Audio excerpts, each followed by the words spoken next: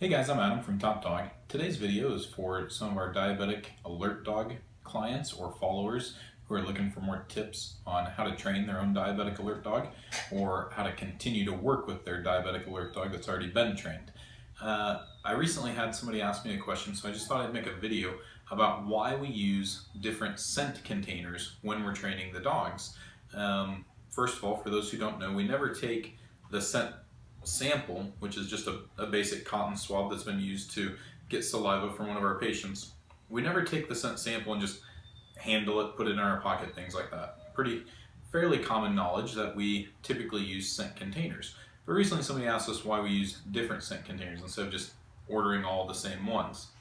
Well, the reason we do that is because dogs have such a strong sense of smell. A dog's nose is 30 to 40,000 times stronger than ours. So when we're using these scent containers and the dog is smelling and alerting, we want to make sure that they're actually alerting to that saliva, not to the smell of this container or this container or this container. So what we do is we use different containers all the time so that the dog learns that there's one thing that's the same all across the board. It's kind of like peeling layers of an onion back, and there's one thing that's the same every single time across the board, and that is that saliva smell. Now, this isn't necessary all the time. Some dogs I've seen have been trained using metal scent containers from point A to point Z and have made the transition to live alerts just fine. However, some dogs I've seen struggled a little bit and they would alert to an empty scent container or to a blank piece of cotton that didn't have any saliva on it. So we feel like this is just a good practice for us. We employ it here with all the dogs that we're training so that the dog can learn as they're smelling that there's going to be lots of different smells that are surrounding that odor, but there's only one low blood glucose smell that's the same in every single picture that we give them. So what I'm going to do now, I'm going to jump behind the camera and zoom in on a couple of these objects. Now these are three fairly common ones for us. We do use several others, but these are three fairly common ones for us because these are all small enough to easily fit in a pocket. This right here is just a basic stainless steel container.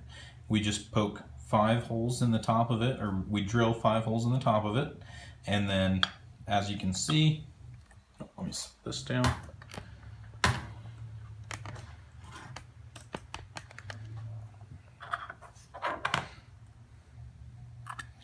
As you can see, we can take our scent sample and fit it in there just right, put our lid back on. Now this is one I'm pretty proud of. This is a chapstick container that we ordered brand new without ever having been used. And what we did is we twisted it until the little twist rod inside stripped out and we could just pull it out. So now it's empty. And again, we can just pop our scent sample in there, put the lid on, and now we have a really discreet scent sample so the dog can't have any visual cues by looking at our pocket. And then here's just one more example. This is just a plastic container, a little bit smaller than our metal one that you just saw earlier. So we do have to kind of bend them to get them in there, but they fit in pretty well. And again, can be a little bit more discreet than some other containers that folks use. And we drill through holes through the bottom of this one because the plastic top is just a little bit too thin. So that's just a few ideas of objects that you can use when you're scent training at home. Again, not every dog needs this. Some dogs make that transition just fine. They pair it up really well. They're really sharp. They're on top of it. They smell that diabetic odor when we're starting to pair them up with their handler. And they say, okay, I smell it. It's there. I'm going to alert. Other dogs struggle with a little bit more. They think that they're alerting to the smell of the plastic or the metal or whatever. So that's why we try to paint this really clear picture for them that we can give you all kinds of odors surrounding it, but there's only ever going to be that one smell that stays the same every time we train, and that's that low or high blood glucose level.